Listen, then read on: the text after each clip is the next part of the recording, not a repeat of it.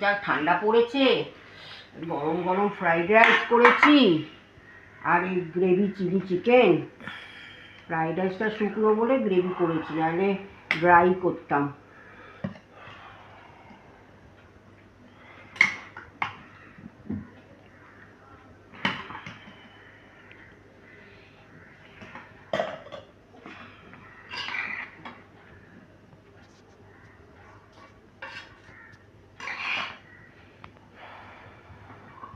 দেখো আর দেবো? হ্যাঁ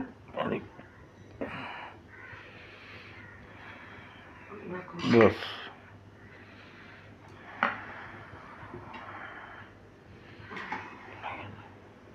দেখো এই হচ্ছে মেনু। আর যদি সস খায় তো নেবে।